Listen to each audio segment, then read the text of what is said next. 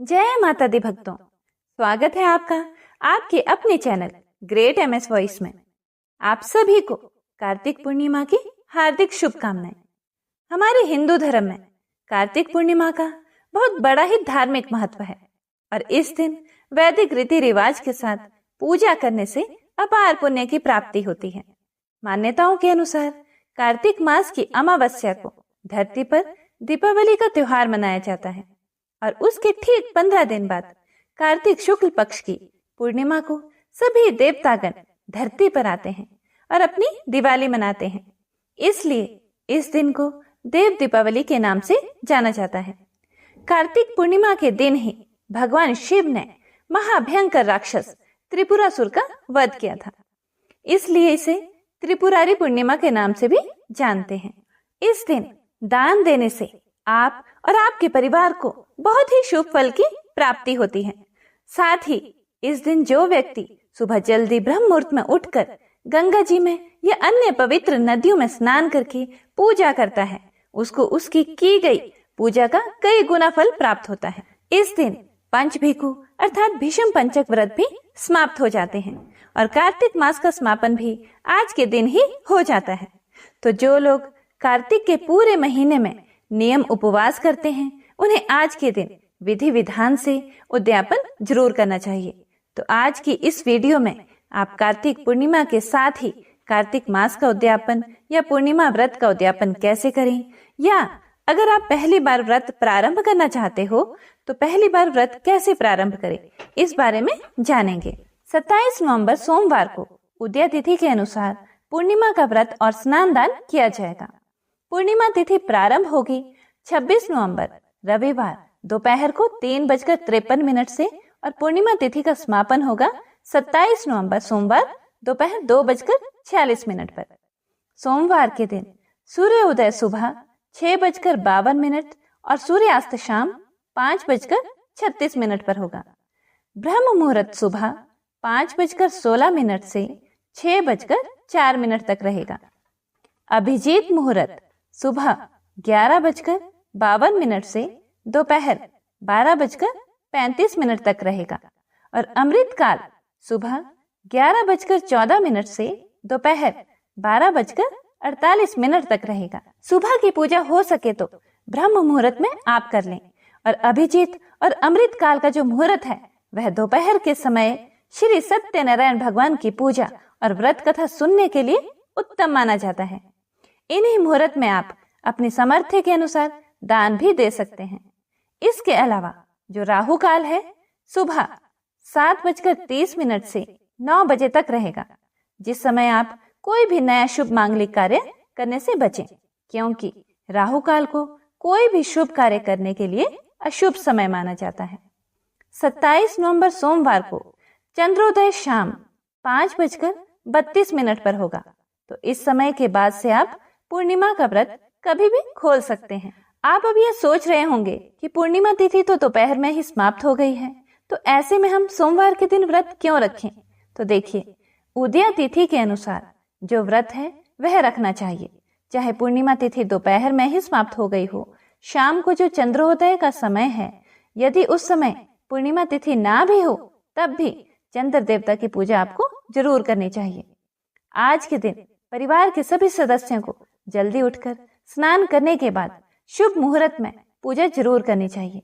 अगर संभव हो तो गंगा जी में या फिर अन्य पवित्र नदियों में स्नान करना चाहिए। अगर आसपास कोई नदी नहीं है और आपके लिए पवित्र नदी में स्नान करना संभव ना हो तो हमें घर पर स्नान कैसे करना है? स्नान के जल में हमें गंगा जल के साथ और क्या मिलाना है? अच्छा, सबसे पहले स्नान का समय जान लेते हैं। स्नान का समय सुबह 3:45 से 10 बजे तक है, तो यह मत सोचिएगा कि सुबह 10 बजे ही उठकर ही स्नान करना है। यह शुभ मुहूर्त या समय उनके लिए निर्धारित किया गया है जो पवित्र नदियों में दूर दूर से नहाने आते हैं, स्नान करने जाते हैं, क्योंकि आने जाने में समय लगता है। यदि आप 10 बजे तक स्नान कर लेते हैं तो बहुत अच्छा है, बहुत ही श्रेष्ठ होता है। वैसे 3:45 से ही कार्तिक पूर्णिमा का स्नान का शुभ मुहूर्त शुरू हो रहा है। गंगा स्नान का शुभ मुहूर्त 3:45 से सुबह 10 बजे तक है। आप पवित्र नदी में स्नान करें या फिर घर में स्नान करें। घर में स्नान करने के लिए आपको आज के दिन स्नान के पानी में थोड़ा सा गंगा जल के साथ आंवला जरूर मिलाना है। आंवला मिलाने से आपके जीवन में आप सोच भी नहीं सकते कितना बड़ा कष्ट दूर होता है। बड़े बड़े कष्ट दूर होते हैं। यह सोचिए, जब आपके पापों का नाश होता है तभी आपके पुण्य कर्म उदय होते हैं। क्योंकि कई बार कुछ लोगों को अक्सर बोलते सुना है कि हम लोग बहुत पूजा पाठ करते हैं, दीपक जलाते हैं, चातुर्मास का व्रत करते हैं, पूजा करते हैं, तब भी परेशान हैं। आपने कभी सोचा है हम लोग परेशान क्यों होते हैं? हम लोग असल में परेशान इसलिए होते हैं क्योंकि हमारे कर्मों को काटने में टाइम लगता है। जब हम कुछ दान कर लेते हैं, कुछ अच्छा काम करते हैं, कोई अच्छे कर्म करते हैं, तो वह जल्दी कट जाते हैं। इसलिए आंवले का रस यदि आपके पास घर पर है तो आप आंवले का रस स्नान के जल में मिला लीजिए। अगर आंवले नहीं है तो फिर काले तिल जरूर मिला लीजिएगा। और हाँ, एक बात का जरूर ध्यान रखें, स्नान करते समय हर हर गंगे जरूर बोलें। आप सोच भी नहीं सकते ऐसा करने से आपके पाप कैसे कट जाएंगे। हमेशा ही हर हर गंगे बोलते हुए स्नान करना चाहिए। वह बोलते हैं ना, एक कहावत है, गंगा गंगा जो जपे रहे ना भूखा नंगा। यानी उस व्यक्ति को कभी भी किसी भी चीज की कमी नहीं रहती है जो गंगा नाम का स्मरण करके स्नान करता है। पतित पावक नाशिनी, गंगा जो है पतितों के पाप को नाश करने वाली है। इसका स्मरण मात्र से ही पापों का नाश हो जाता है। इसलिए आज के दिन स्नान करते समय ऊंचे स्वर से हर हर गंगे जरूर बोलें। और हाँ, आज के दिन स्नान जरूर कीजिएगा। और इसके बाद ब्रह्म मुहूर्त में यानी सुबह सुबह तारों की छांव में आप दीपदान जरूर करें। दीपदान आप तुलसी जी के पौधे में या पीपल के वृक्ष पर, आसपास मंदिर में या बहते जल में कर सकते हैं। आप सोमवार के दिन तुलसी जी की पूजा विधि विधान से करें आज के दिन, क्योंकि भगवान विष्णु और माँ लक्ष्मी जी के साथ ही भगवान शिव की पूजा भी की जाती है। त्रिपुरारी पूर्णिमा होने के कारण आप सुबह और शाम भगवान शिव की पूजा विधि विधान से जरूर करें। सुबह हाथ में जल और पुष्प लेकर व्रत रखने का संकल्प जरूर लें। सोमवार का दिन है, ऐसे में आपको प्रदोष काल के समय भगवान शिव का पूजन करके शिव चालीसा पाठ या शिव रुद्राष्टकम का पाठ आज के दिन जरूर करना चाहिए। जो लोग पहली बार पूर्णिमा का व्रत प्रारंभ करना चाहते हो वह लोग आज के दिन से व्रत प्रारंभ कर सकते हैं। तो आज आप सुबह कितनी संख्या में, जैसे कुछ लोग 1 साल तक पूर्णिमा का व्रत रखना चाहते हैं, या कुछ लोग 2 साल तक, या 26 पूर्णिमा का या 32 पूर्णिमा का व्रत रखना चाहते हो, तो उन संख्याओं का संकल्प आपको व्रत के पहले दिन जरूर लेना चाहिए। जो लोग आज के दिन कार्तिक मास का या कार्तिक पूर्णिमा का उद्यापन करना चाहते हो, उन्हें भी सुबह हाथ में जल और पुष्प लेकर उद्यापन करने का संकल्प लेना चाहिए। जिन लोगों ने आज उद्यापन करना हो उन्हें सुबह से व्रत रखकर शाम के समय उद्यापन करना चाहिए। तो सबसे पहले सुबह आप विधि विधान से पूजा करें, धूप दीप जलाएं, भगवान विष्णु को और भगवान शिव को आप चंदन का तिलक लगाएं और उनकी प्रिय वस्तुएं जैसे भगवान शिव को बेलपत्र, भांग धतूरा या शमी पौधे की पत्तियां आप अर्पित कर सकते हैं। भगवान विष्णु को आज के दिन आप पीले रंग की वस्तुएं जरूर चढ़ाएं, जैसे पीले फूल, पीले फल, पीले वस्त्र, और दीप जलाकर माँ लक्ष्मी जी और पूरे शिव परिवार का पूजन करें। मंत्रों का जप करें, व्रत की कथा पढ़ें और सुनें। सबसे अंत में शिव चालीसा और विष्णु चालीसा का पाठ करके आप आरती जरूर करें। दोपहर के समय श्री सत्यनारायण भगवान की कथा आज के दिन आप जरूर सुने या पढ़ें। सुबह और शाम दोनों ही समय आपको तुलसी जी के पौधे में दीपदान भी आज के दिन जरूर करना चाहिए। जो लोग कार्तिक के पूरे महीने दीपदान ना कर पाए हों तो आज के दिन आप 366 बाती का दीपक जलाकर दीपदान जरूर करें। चाहे केवल एक ही दिया आप जलाएं 366 बाती का नहीं जला सकते तो 108 बाती का दीपक भी आप आज के दिन जला सकते हैं। अपने सामर्थ्य के अनुसार चाहे 1 हो या 5 दीपक हो, आपको जरूर जलाने चाहिए। और इन दीपकों का दान आप नदी, तालाब, आंवले का पूजन कार्तिक मास में किया जाता है तुलसी जी के पौधे का पूजन किया जाता है, तो इन सभी जगहों पर आप कहीं पर भी दीपदान जरूर करें।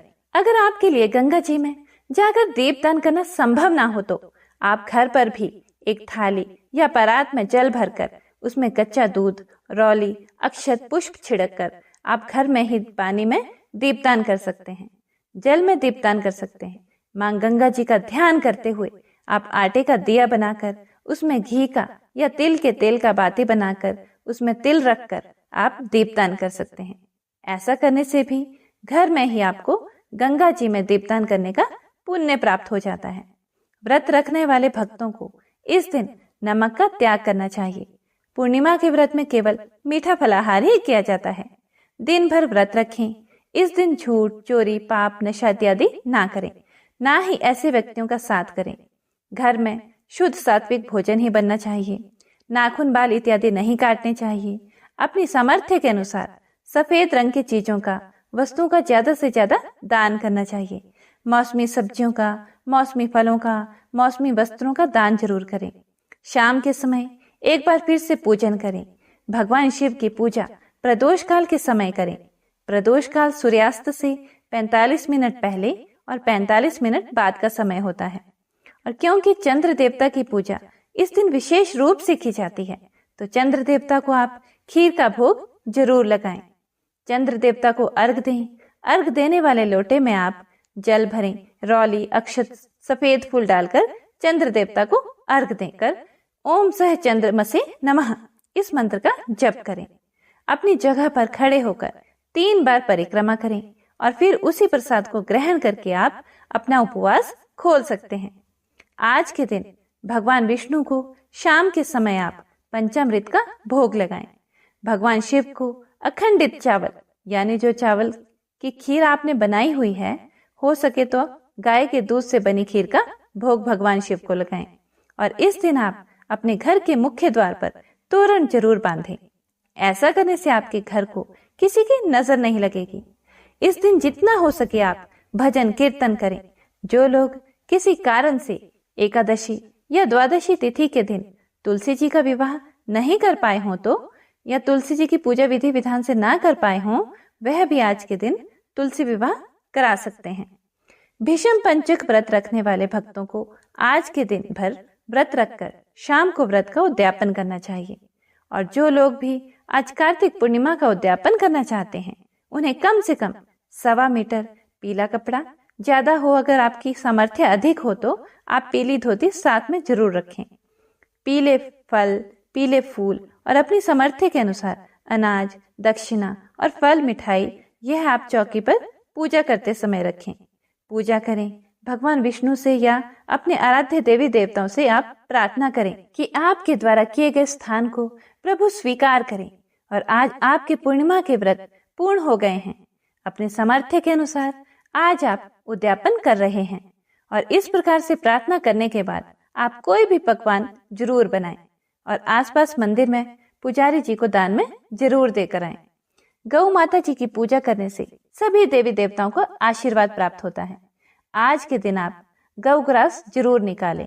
हो सके तो गौशाला में जाकर हरे चारे का या हरी सब्जियों का दान जरूर करें। हो सके तो अपने हाथ से गौ माता को गुड़ और रोटी खिलाएं। इस प्रकार से आप बहुत ही आसान विधि से व्रत का उद्यापन कर सकते हैं। उद्यापन वाले दिन आपको अपने घर पर हवन जरूर कराना चाहिए। खुद से यदि आप हवन करना चाहें तो खुद से भी कर सकते हैं। एक छोटे हवन कुंड में आप अग्नि जलाकर फिर उसमें हवन सामग्री, और हवन सामग्री में आपको काले और सफेद तिल मिलाकर और खीर से कम 21 बार आहुति देनी चाहिए। आहुति देते समय अग्नि देवता का ध्यान करें और सबसे अंत में जल के छींटे देने चाहिए। इस प्रकार अग्नि देवता के माध्यम से हमारे द्वारा अर्पित किया गया भोग हमारे देवी देवताओं तक पहुंच जाता है।